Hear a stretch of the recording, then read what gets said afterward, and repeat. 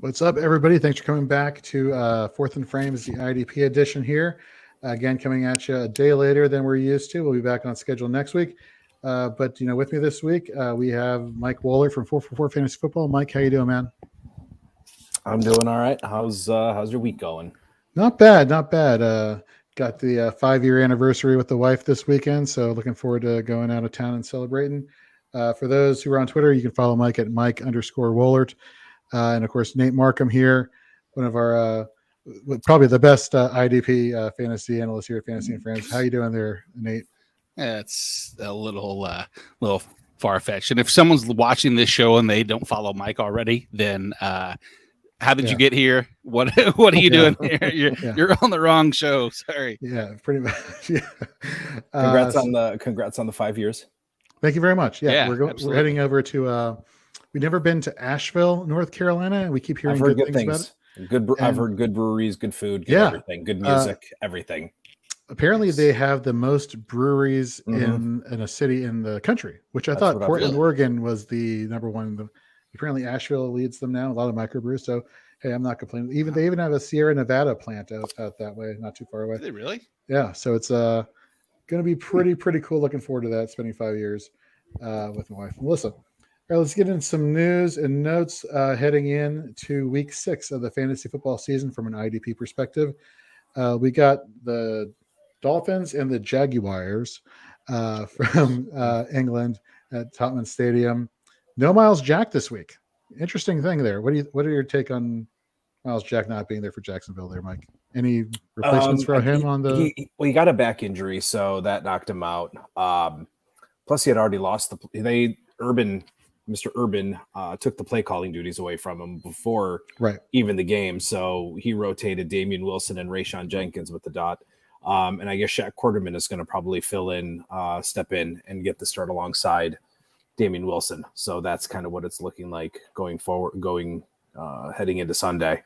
With the buys and injuries and players, this has been an ugly week for rankings and everything. I don't know if you saw it's the year 2021 and I'm ranking Reggie Ragland and Kevin Minter. I don't know. I've got nothing.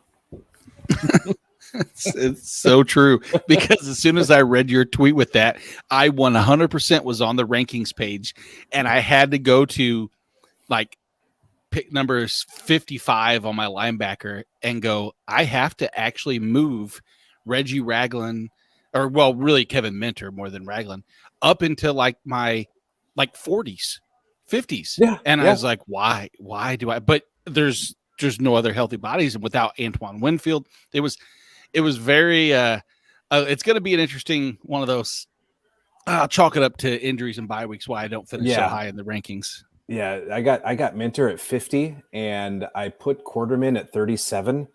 And I had Ragland at 36. So I mean, that's just what you're looking at when you lose guys when you can't rank Deion Jones and you can't rank Fasade Fred and Warner and Mosley and Azeez and Mosley and Williams. You're losing. Oh, it's ugly. As soon as you get past 15, you're like, holy crap, there's nobody else available. I got Jalen Reeves-Maybin ranked too. So if you can get him. And even Avery Williamson is probably going to be in play this week too. Yeah, I saw him in practice today. Let's stick with that matchup, Jacksonville and Miami. No Xavier Howard and no Byron Jones. Am I reading that correctly in terms of the top cornerbacks for the Dolphins? Nate, we were talking about this last episode with the center being out for Jacksonville. If the center wasn't out for Jacksonville, I would feel 100% confident in Taylor or Trevor Lawrence just exposing the secondary for the Dolphins. But that notwithstanding, this is a good opportunity for the Dolphins, the Jaguars wide receivers. Yeah, so Byron Jones had a limited practice today. I expect him probably to play more than Xavier Howard, which if he hasn't played in back-to-back and that shoulder. Mm-hmm. But Byron Jones has an Achilles injury. And the thing with Achilles is that to me scares me re-aggravation during the game from a corner. Mm-hmm. Not that any position Achilles is unlikely or unnecessary, but yeah, I'm hesitant to start or recommend too many of the offensive weapons on Jacksonville from the receiving side, kind of like we were talking about in the last show, how I was alluding to the whole pass to run ratio starting to normalize a little bit to the running side and losing Linder at center. But yeah, if they don't have any of those, a limited Jones and no Xavier Howard, you have to think that maybe Urban might try to, open it up just a little bit more. Let's go to Shaq Thompson. He didn't play in week 5. He didn't practice on Wednesday, taking on the Minnesota Vikings this week. I did not see the practice reports of whether he practiced or not today, but I'm assuming that did not happen. I think Thompson is a multi-week injury too, with his foot. So yeah, it'll be back to Jermaine Carter. And a lot of people didn't realize, I don't know, maybe they're just starting now to realize it, but Drew Tranquil got hurt at the end of the Browns game. I think it was a shoulder or a pec or something along those lines. So I know he's not practicing, and beat writers are interpreting Staley's conferences that he's probably more on the doubtful side of questionable. So all the linebackers in Los Angeles are just dropping. So, I mean, you have to assume Kazir White's going to get a lot of snaps. And I think Tranquil's immediate backup is Nick Neiman. So that might be a name. If you're desperate and need a 4th or 5th linebacker, you might want to maybe take a chance on him and throw him in. Right. And and Nasir Adderley missed practice. So we got a limited practice in on Wednesday and didn't practice today. Obviously tomorrow will be more telling with anything, but it is definitely ugly on the IDP landscape. So I'm glad that you guys are watching this, because it might be one of the more important weeks to cover that we've had so far. I'm skipping around the show sheet really quickly, but I want to jump to Chandler Jones. COVID, he's on the COVID list, so he's not playing this week. But Mike, we go back to last week's episode, and we talk about pass rushers, and we're talking about pressures and how that's helpful and trying to be predictive when it comes to sacks and producing from a fantasy standpoint as well as a football standpoint.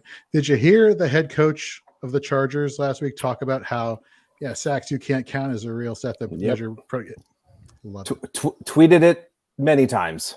Yes. Retweeted it, quote tweeted it. It was so good. It was beautiful. He's so good. He's a smart man. Indeed.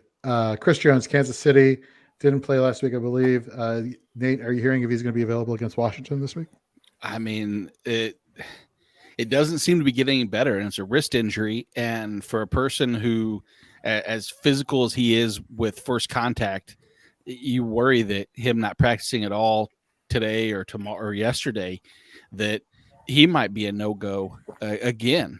And man, at that case, luckily between, Jaron Reed is healthy. He didn't practice yesterday, but it was a non-injury related situation. So we don't have to look into that as being something concerning. But yeah, getting Frank Clark back at the right time was helpful, but now losing Chris Jones is rough, especially in a must-win type game. And if you can't get pressure, and you're throwing against those horrible cornerbacks, you're looking into what could be a shootout this week. It's ugly.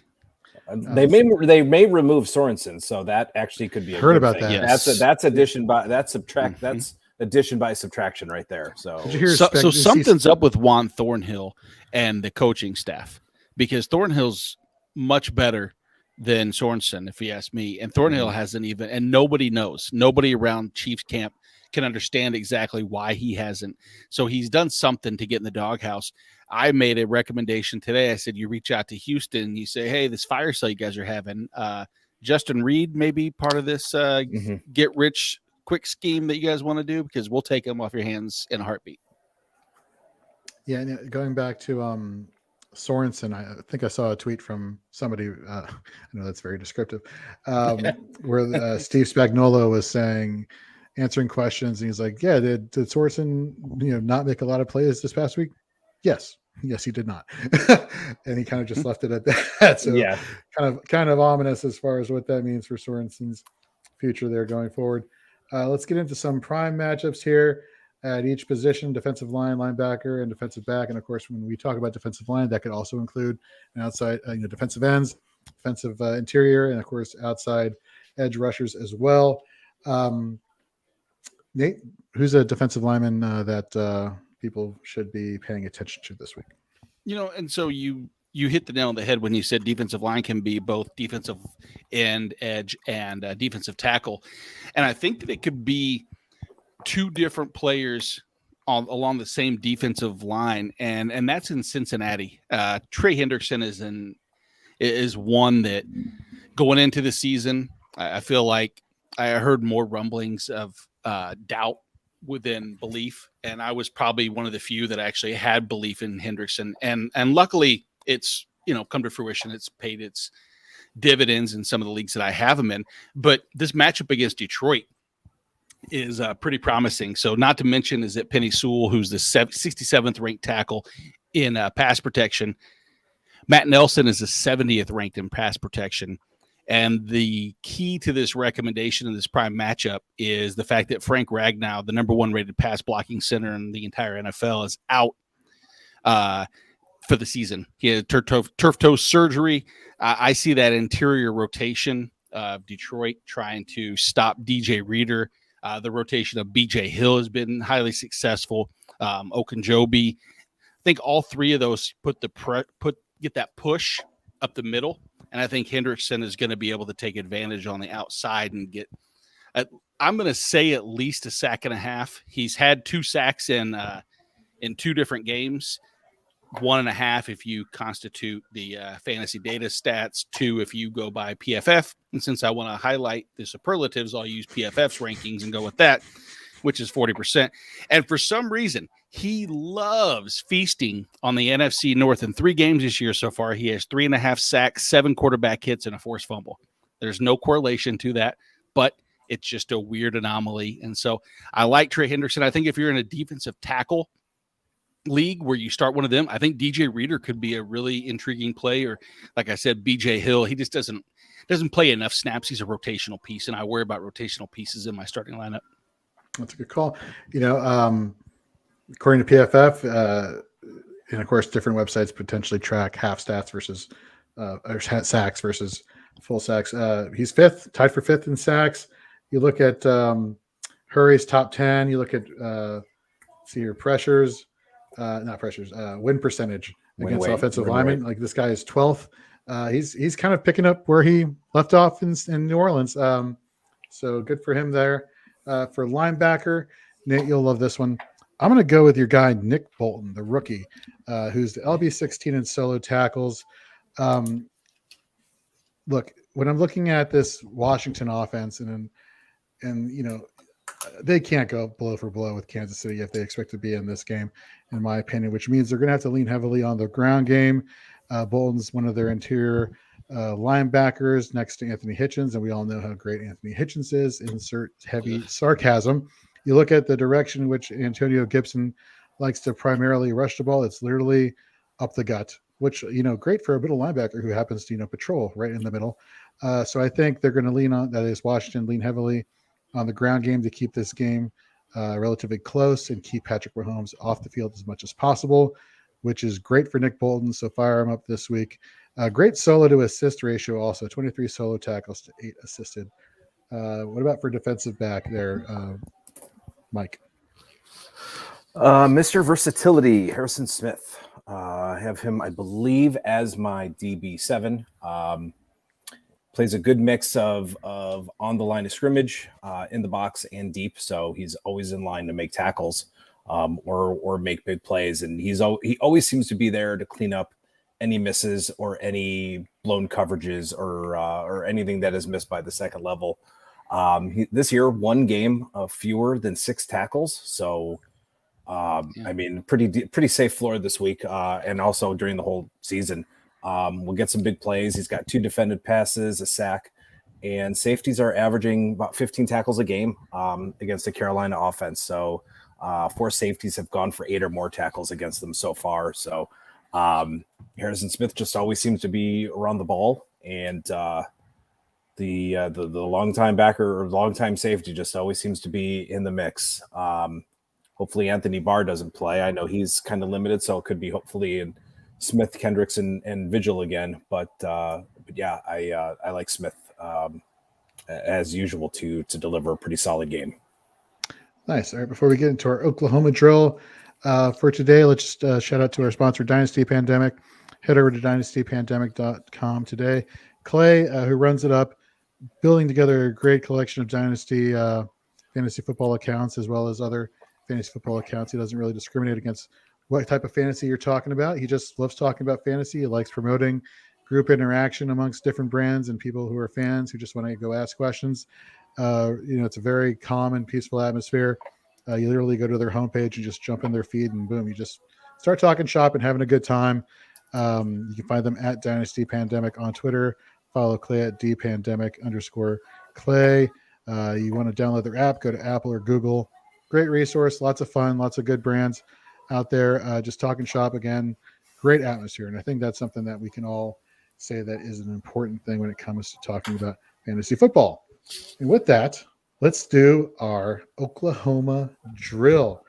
Let's start with defensive linemen. So, Mike, going to pull an audible here because I tried hard, man. I try hard to look for good reasons to start Kerry Hyder Jr. And just when I thought I was, this is going to be the stat that's going to, no, wrong. So I'm going to do an audible here.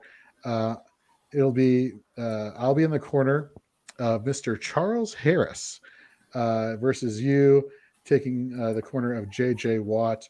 Why don't you start us off with J.J. Watt? Why should you start him this week? So with J.J. Watt, looked at some little bit of all 22 from last week, couple of weeks. When you look at his stats and you see 0 sacks, and that really stinks. But all of this guy's pass rush metrics indicate he is still playing at an elite level. Still has the same violent hands, still has the same bend, still has the same moves, will blow up blocks. And when I looked into some of those metrics, he's got a 14.3% quarterback pressure rate. And most of his pressures have been hits, not hurries. So he is about not even a split second away from getting a sack. He's beating his blockers consistently, 22% pass rush win rate. And I always stress consistent pressure, beating your blockers are going to lead to sacks. He's still seeing double teams, pretty consistent double teams, and continues to blow up blockers and blowing up plays in the backfield. So again, those metrics are indicating to me that he is pretty close to a blow up week. And I really hate the fact that he's playing Cleveland this week. So that really sucks. And it seems to be a team that he does well against. I thought he had multiple sacks, but apparently he only had one. But I believe he has 15 tackles and 6 or 7 of them are for a loss in the four games that he's played.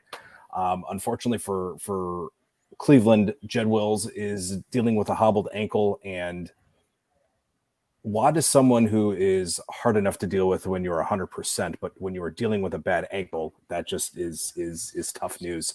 So if Wills doesn't go, he's probably going to match up against Blake Hance on the left side.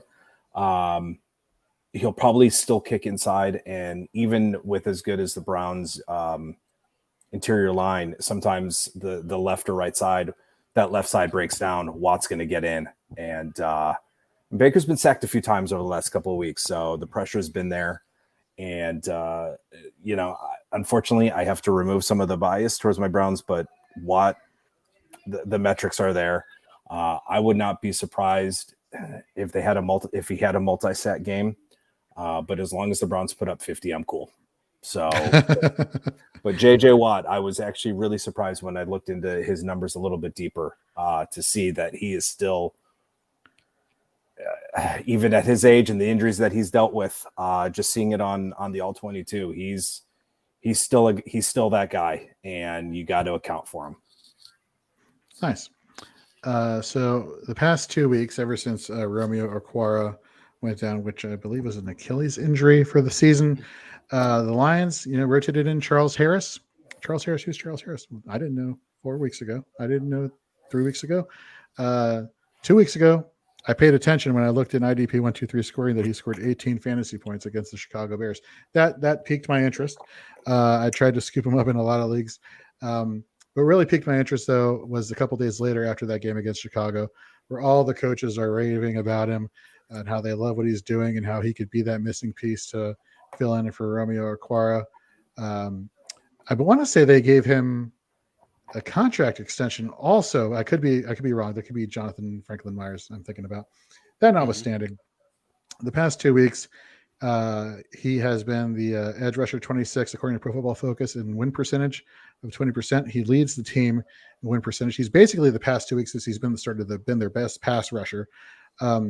Cincinnati, according again to PFF, ranks 20th in pass blocking.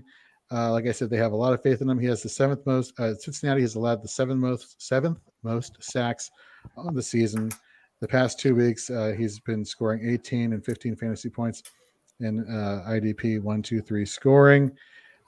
Look, the attention is going to Trey Flowers, which, I don't know. Maybe they're paying attention to the wrong guy, but going against Cincinnati this week, I think he has the upside there to get to a hobbled. Why can't I remember the quarterback's name?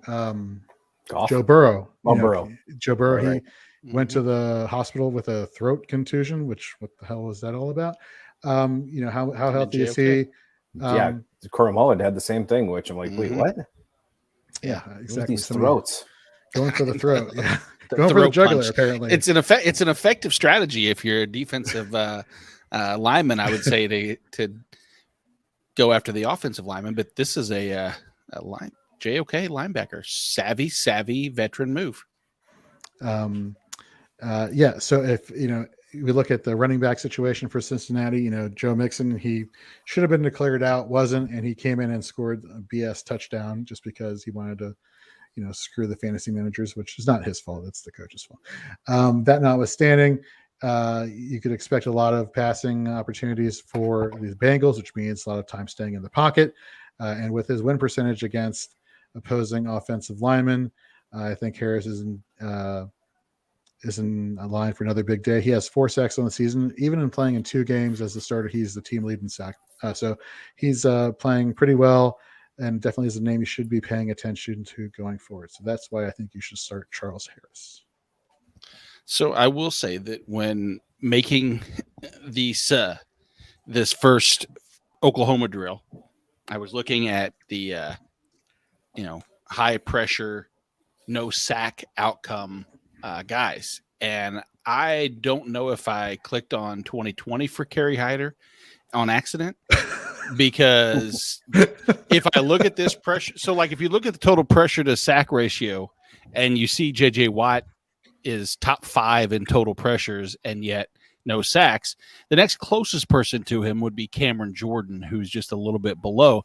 And you have to dig really, really deep to find Kerry Hyder Jr. to the point where he has like 11 total pressures on the season versus 22 for JJ Watt. So I apologize, Jorge.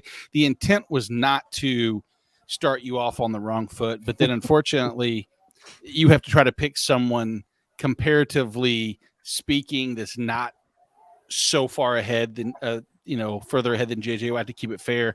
And I love Charles Harris as far as who is Charles Harris and how can he be helpful to you. And I think that in so many deep leagues, he's a name that no one probably even knows about, to be honest with you. I was on the show with Michael Govier, who lives in Detroit, and I mentioned Charles Harris's name, and he had to say, really, he's actually productive. So that says numbers. If this was a best player that no one knows about, you would win, Jorge. Unfortunately, it's not. And it's Mike hit on the 3 areas that I had highlighted that I wanted to hear. If he touched on them, it checks it off. The 14% pressure rate, the 23-9 pressure to hit ratio, and the 22% win rate. All 3 of those, to me, say exactly like Brandon Staley was talking about. Ignore the sack totals. That will come, and I think that that's what happens. Jorge, I apologize. I hate to put an asterisk by your by Mike's victory, but that was my mistake. I should have had a more competitive balance, but sorry, it goes to Mike for the first one. And I do think JJ Watt is in line for, one of these weeks it has to happen, right? He's got to get that multiple sack game. Yeah. like I said, I couldn't believe I'm figuring, oh, you know, Watt is, you know, middling around, you know, doing okay. But then, you know, the pressure numbers backed up what I saw. I mean, I'm not a scout. I don't play one on TV to my untrained eye, but to my untrained eye telling me, dude is still, he's got something to prove. Absolutely. Very nice. Congratulations, Mike, on winning the first flex off there. Let's go now to you and Nate. Let's talk about some linebackers. You got Tay Crowder. Really should be Tay Crowder and Reggie Ragland, right? You know, at this point, but we're going to go Tay Crowder and then versus David Long.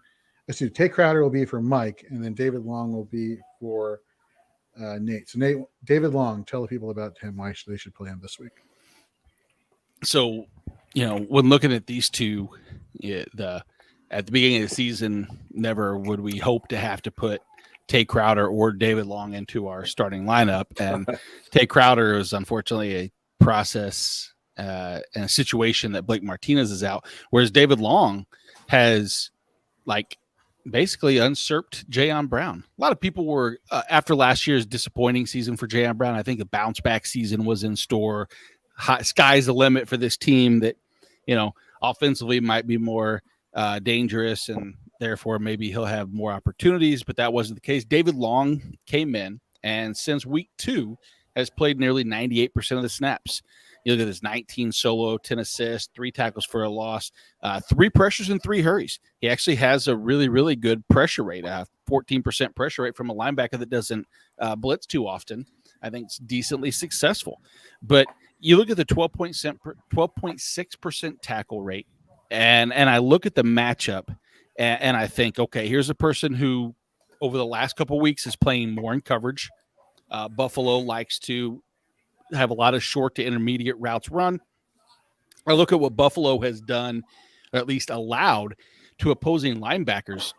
And in week 1, we have the trio really of Devin Bush, Joe Schobert, and Highsmith, 34 points given up to that grouping. Miami in week 2 was 24 points to the linebacking core, to the interior linebackers predominantly.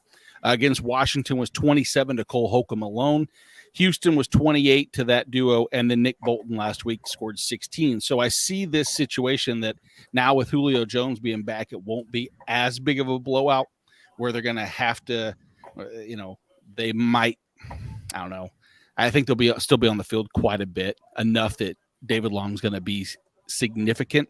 And I just look at this overall opportunity, and the scale needs to be tipped. If I'm looking at straight tackle upside between the two, I can't say David Long's going to absolutely run away with it. But what I'm hoping is that Buffalo's offensive line, if Tennessee tries to blitz a little bit, Buffalo's 24th ranked in offensive line efficiency, and they've allowed the 6th most pressures, the 3rd most hurries, and Buffalo and the Rams allow 3 sacks. So hopefully that means that David Long can get some pressure. Give me that random sack on top of the close to double-digit tackles, and you have a victory. All right, Mike, Tay Crowder. Why should people start him? Yeah, as you said, Nate, Tay Crowder is he's one of those unfortunate waiver wire heroes. Since week 3, he's been a 3-down player and calling the plays. He's been a little bit more efficient than David Long.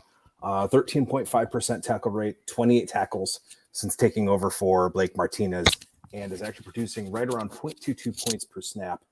And actually, one more pass rush snap and one more pressure produced than David Long. So a slightly better pressure rate.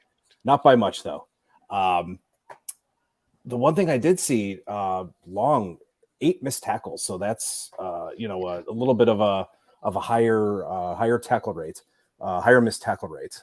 Crowder, not much fewer, and he's also producing his impact tackles. 17 tackles have resulted in the ball carrier being short of the first down. So he's quick to the carrier, quick to the ball, preventing first downs. So that's also, I think, something that's a little bit more in his field. Obviously, from a fantasy standpoint, you're not getting points for tackle short of the first down. But I digress. But still producing about 0.22 points per snap. The Giants' defensive line hasn't been very good stopping the run, so runners are getting through the defensive line, and that has been leading to him being able to clean up the blocks and clean up the tackles. So 3 inside linebackers have recorded 8 or more tackles. Brooks is coming off in an 11 tackle game against the Rams this past week. So I think you could see a lot of Robert Woods coming into his zone. You got Tyler Higbee. He could potentially get some tackles on. The Rams had 28 rush attempts between Sony Michel and Darrell Henderson. So, and if Sony Michel sees some action out of the backfield, that could be big tackle day for Tay Crowder. And again, he's really outside of Reggie Ragland. Jabril Peppers is really nowhere to be seen. Xavier McDinney is playing deep. Really, the only three players that are really in really big competition for tackles. You got Logan Ryan, now you got Ragland and Crowder. So that's really it. So between his tackle rate, very efficient, good routes to the ball, his fantasy points. Now, I'm not going to say, I know it's one pressure, so I'm not even going to, don't even count the pressure rate. It was just something funny to notice that it was just one more than long. But, if they run the ball similar and have a similar balanced attack, Crowder could see double-digit tackles. And I've got Crowder as my LB21, so I think a pretty solid LB2 this week. Man, these are this is a tough one. So David Long, I love the opportunity. I love what he did last week. Superlative. Had a big tackle week, going against a run-heavy first half for Jacksonville. Obviously, that went away in the second half. That being said, I look at inside linebackers. I think of tackle volume, and I look at rushing attempts, and I don't really see the Bills having a running game going. I see more Zach Moss as a receiving option. I don't really see Devin Singletary doing a lot. Conversely, I do see the running game doing a lot versus with Los Angeles. I expect this to be a blowout and for, Sean McVay to kind of just run out the clock like he would try to do last week against Seattle. And that just spells all sorts of opportunity for Tay Crowder, even if he is splitting some time with Reggie Ragland. I just think the opportunity is going to be there. And of course, another thing to think about and keep an eye on is Darrell Henderson. He's still battling an injury. You saw whenever he's been out of the game and Sony Michel has been in the game, I think they went like 10 straight plays running the ball. So whenever they have Sony Michel in the game, you can pretty much count for it being a running play, which is great for Tay Crowder's opportunity there. So just because I can count on the tackle volume opportunity going against this Rams offense, I'm going to go Mike this week. So you do know the Bills are 4th in the NFL in rushing attempts, and the Rams are 16th. Yeah, but what's going to happen? I don't need explanation. I am simply stating a number. So let's go ahead to defensive backs. Okay. Just quick question. Who's leading the Bills in rushing attempts? Just an honest question. Just I don't know. I thought maybe it's Singletary, are they going up the middle is the question. But who's leading in rushing attempts? So actually, it's funny you asked that question. So with oh man, I don't have it in front of me. Crap, I must have not brought that home. I did look up to see rushing direction between those three to see if it was Zach Moss, if he was primarily running up the middle or not. And since I don't, I can look up by team real quick just to give it because Mike, that's a fair point. Because I think that honestly, it's probably Moss, and then they're not quality runs. They're effective runs, I think, like third and short, and let's see. Yeah, so let's go to Singletary first. 16 attempts up the middle, only 1.94 yards after contact per attempt. Let's go to Zach Moss. 10 attempts up the middle, only 1.1 yards after contact per attempt. So not great. But how much is that defensive lineman getting in the way versus getting to the second level and letting a linebacker get? Yeah, it's Singletary, Moss, and Allen at 55, 46, and then 23 respective attempts, and then others sprinkled in from Trubisky down to Emmanuel Sanders. But I'll be honest with you, I 100% would have thought the Rams' rushing attack would have had the opposite. I thought they would have had 156 rushing attempts versus the 120 for Buffalo, but it was not meant to demean you, Jorge. Simply, it was an anger stat spout. A little bit of passive aggressive. A little bit of no. Look, I'm just saying. Like, look, I'm thinking about game situation. I mean, I people, you can throw out all the efficiency stuff. You can throw out all the pressure stuff. You can throw out all the tackling efficient number stuff. At the end of the day, just like we look about pressures and we're talking about how we're supposed to predict outcomes and how pressures is just one of the tools that we use in trying to predict outcomes, game situation is another thing. And you just have to think about, tendencies that Sean McVay has shown when he's jumped out to an early lead. He likes to kill the clock with running the ball. And so that's where that is coming from. All right, well, let's go to defensive back to wrap up our Oklahoma drills.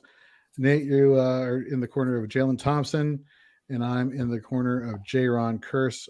Let me get this out of the way because there's not a lot to go here with Jaron Kearse. Look, ever since Donovan Wilson has been out, I actually don't remember what his injury is per se, but ankle, I believe. I could be wrong there. Jaron Kearse is playing lights out.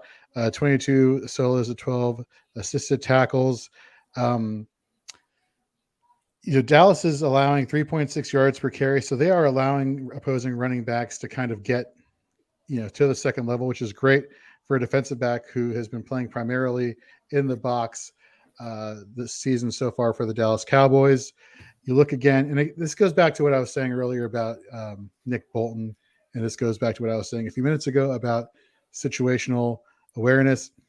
The receiving game for New England doesn't scare me, which kind of makes them one-dimensional going against Dallas this week. And I think they're going to have to lean on more on the running game, which is great for a defensive back / strong safety who likes to crowd the line of scrimmage and has been playing lights out.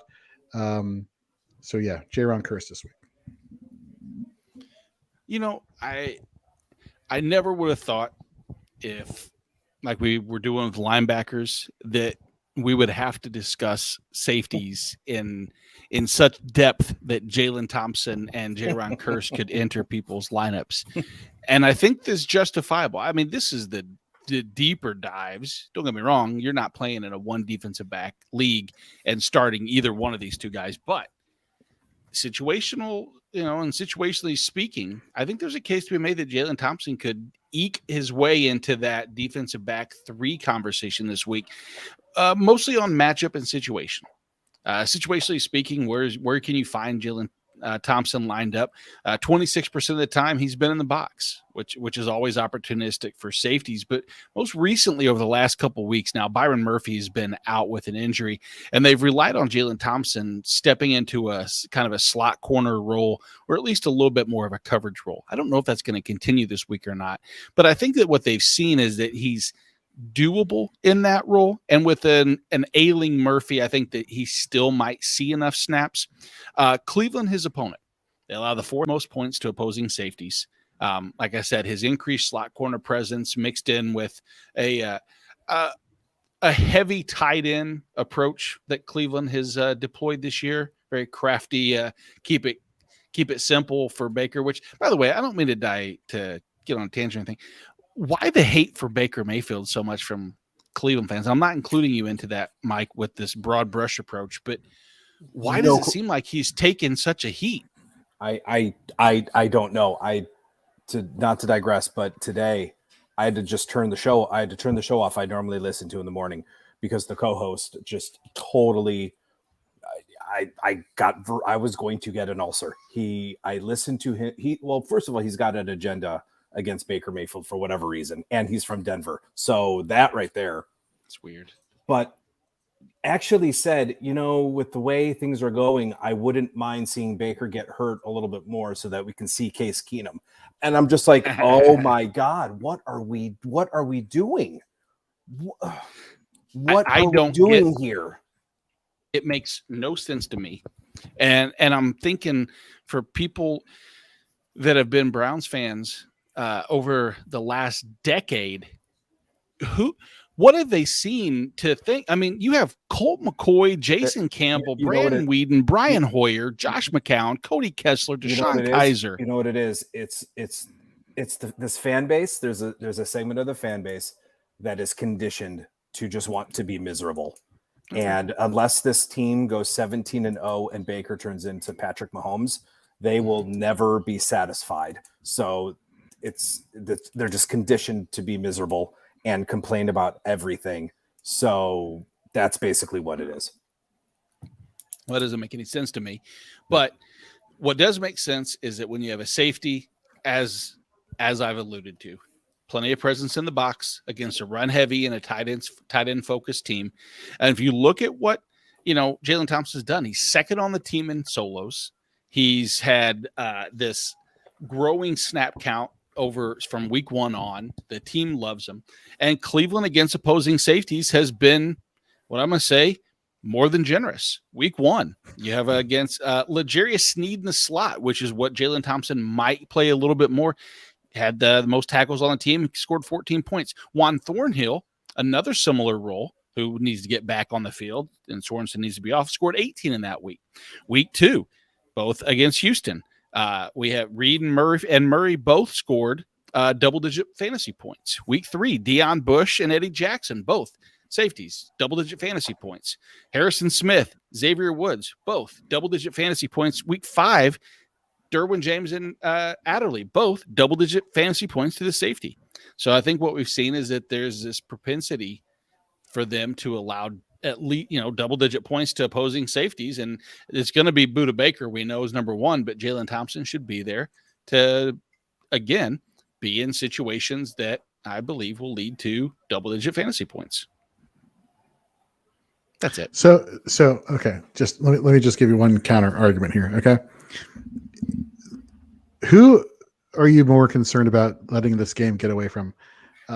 Cleveland putting up a lot of points to the point where Jalen Thompson is going to have to be Cleveland putting up enough points that they eventually just start running the ball a lot against this Arizona Cardinals offense, where therefore his tackle opportunity would increase? Or are you thinking more that New England is going to have to run the ball more to slow down Dallas's offense? Well, when I look at the teams that they've played where they've allowed double-digit scoring weeks to opposing safeties, it's not like these were blowout games where they got ahead. I mean, we're talking about Kansas City, the Chargers. Granted, Houston was an ugly game. We know that. And Minnesota put up a decent fight that week. So, I mean, in not the most game script happy situations, they've still afforded the opposing safety duos to score enough points that I don't feel like there's a direct narrative to their offensive production and their safeties, or the allowing of points to the opposing safeties. But to answer, to go a little bit further too, I have no clue how this game is going to unfold, because I can see in the, the old third eye, whatever they want to call it, Baker getting all the hate. It wouldn't shock me if he comes out and throws the ball 35 times and puts up, 320 and 3. I don't know who he's going to throw it to, but he's the type. I guess the moxie that I see in Baker is that when what was the game like in college when he went out, or was it college, or was it with the Browns where they didn't shake his hand? It was at college. It was Kansas or not Kansas. Yeah, it was Kansas, I think. Yeah, and they didn't shake his hand. The basketball, he said to the crowd.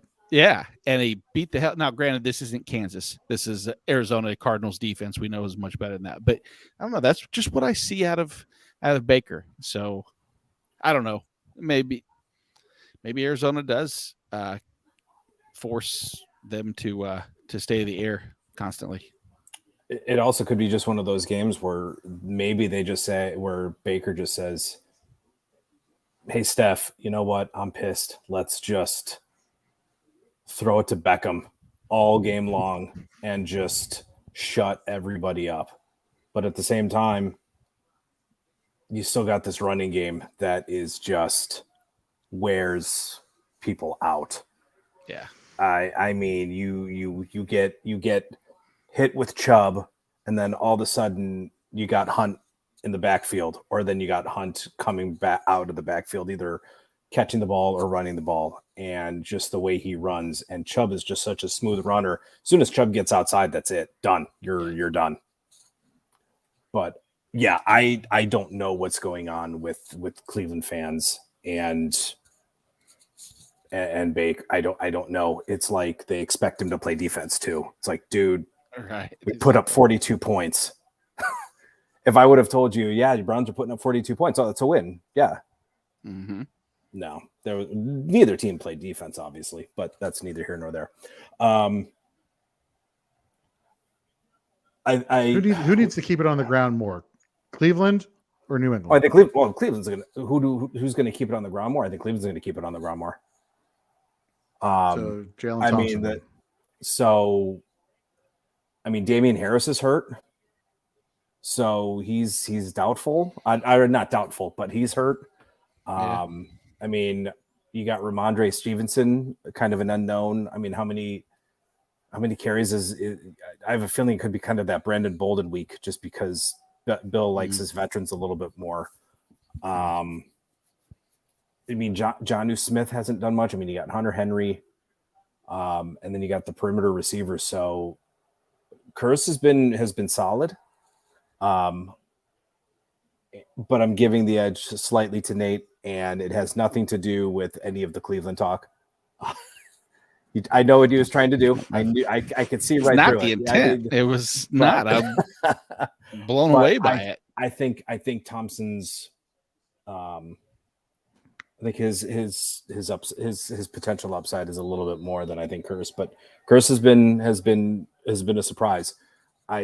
Either way, I can't believe some of these guys that we're talking about today. We're talking about Charles Harris, Tay Crowder, David Long, Jerron Curse, and Jalen Thompson.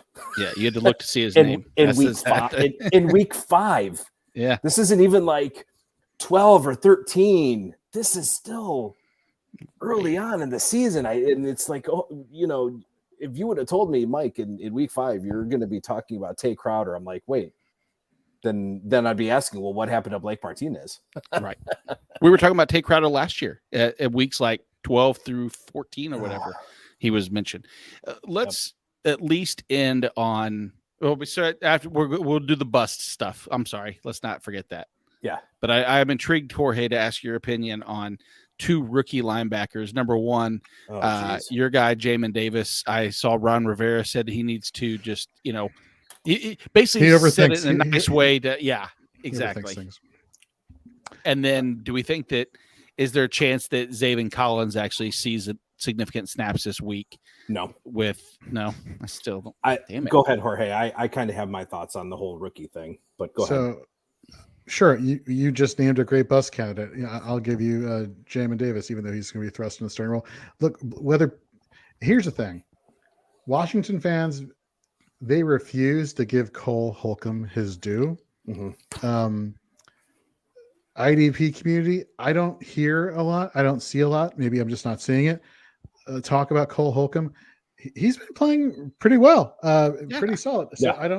I don't know whether or not that's something that needs to be changed, but I think he is the linebacker you want with Washington, especially this week versus Jamin Davis. So Jamin Davis is a bust for me, despite the opportunity at middle linebacker. I mean, I got Holcomb as my LB19 this week. That's good. So with rookie linebackers, I gotta say, maybe we should have seen something coming last year with the way rookies played. At the line, it's like, am I I'll just say it, am I totally overthinking? Oh, all these rookies are getting drafted and they're just going to meet. They're not really. And, you're thinking Jamin Davis is going to start getting all these snaps. And it's like, he's not. Even with Bostic out, he's not. Mm-hmm. Zaven Collins, though, I'll say, I've never felt, and I wrote this, I think last week, I overwrote it for this week in the 3 down linebackers. honestly, I've never felt more bamboozled by an organization than Arizona. No doubt. And I don't know if I missed anything. I don't think I did. Right after the draft, Steve Keim said, "He's our Mike, play caller." Yeah. Jordan Hicks. All right. He's going to be. They were shopping him. They were shopping Jordan Hicks. He's going to be a backup. We've told him this. He's going to be a backup. Preseason starts. Call it Zaven Collins. Calling on the plays. Getting the first team reps. Hicks in with the second. Then all of a sudden you see in week 1, Hicks 100%. Zaven Collins and I saw it, and it was a complete 180. So you know what? Next year when I rookie linebackers, they may get drafted into ideal spots, but boy, they're going to be tough. They could be tough to count on in redraft leagues now, because I took Zaven Collins pretty early in a few drafts, and it's like just based on all the knowledge and all that info, but. Especially with having a full off season, unlike last year, where you can kind of write off you can write exactly to a certain degree, but this doesn't make sense. I honestly never would thought that of the 4 major linebackers, maybe there's 5, maybe Bolton's in that equation, that Pete Werner would be the second by season's end, will probably be the second best linebacker out behind Parsons, if that's what you want to call him, because Parsons has been they've asked more out of Micah Parsons than any person I can imagine. You're here you are, you're going to take some snaps, but you're going to then rotate to defensive line and then jump back into defense. He's been incredible. It's unfathomable that in 2 weeks at defensive line, he has as many pressures as almost to be in the top 10 amongst all defensive linemen in like a third of the snaps. He's a beast. He's great. Yeah. But I wrote up Werner when I talked up rookies, but he didn't make the top write up. He didn't have I didn't include any videos. I wrote him up. I liked him. I didn't foresee him certainly as a potential 3-down guy right out of the gate. But you got the other two. JOK. Karamoa. 90% of the snaps last week. But now he's starting to get in, but he didn't get the snaps outright. I think the other two, Owe and Ojulari, are looking really good. Those two are looking like steals.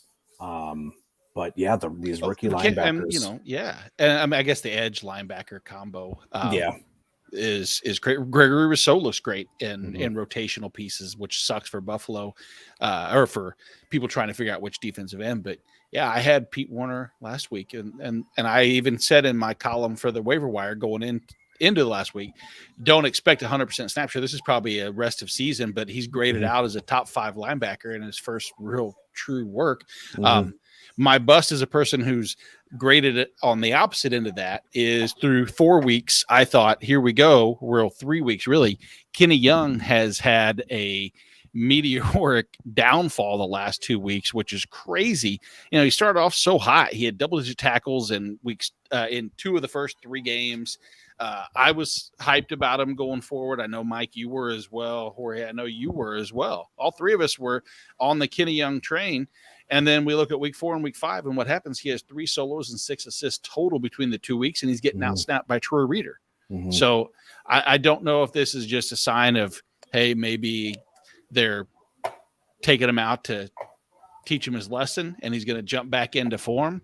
But I worry this week. I don't like the matchup necessarily, and I worry that he's going to miss some snaps to Troy Reeder as well. And so I've dropped him down to – I have him as my LB 21, 22. Yeah. No, 26. Say that, take it back. Yeah. And so, Well, what they don't tell you, and apparently this is breaking news out of Los Angeles practice camp. He didn't stop punching people in the helmet when he played Indianapolis. He's actually punching his fellow teammates during practice, which is why you're not seeing him on the field. Oh, really? No, that's not really. But I'm just saying. Damn it! I was hoping that was going to be true. That would have been one hell of a narrative. I know. And with that, okay, folks, thank you very much for listening. Oh, you don't want to hear my bust? Okay, got it. I thought Zaven Collins was. No. I actually have a bust. Okay, who is it? Who's your bust? So it's kind of funny. My bust last week actually ended up being a good play. So maybe my busts are going to kind of be maybe more of reverse jinxes. So I don't know. The fade.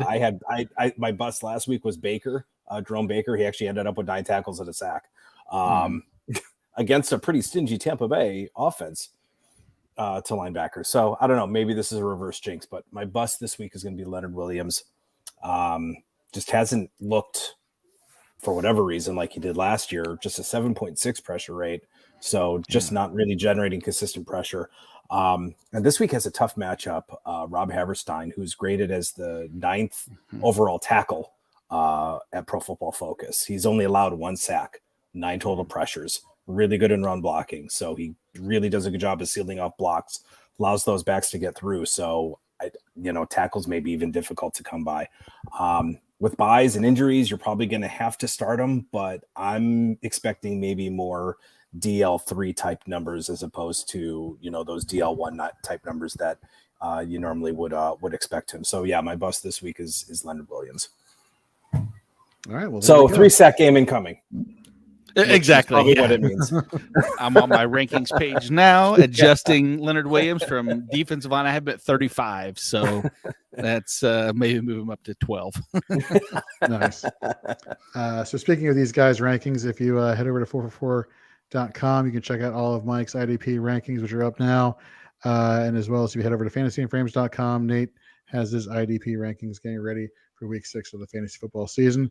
Gentlemen, great show as always. Great research. Great stuff. Love it. Mike, thanks again for joining us. Nate, as always, you are doing very, very well in the IDP world. You are kicking ass, my friend. So very lucky to share the screen with you guys. For all you listening, good luck this week. If you have any questions, hit us up on Twitter. You can find Mike at Mike_Woellert, Nate at Nate Markham, me at Jorge B. Edwards. Good luck, and we will see you next week, folks. See ya.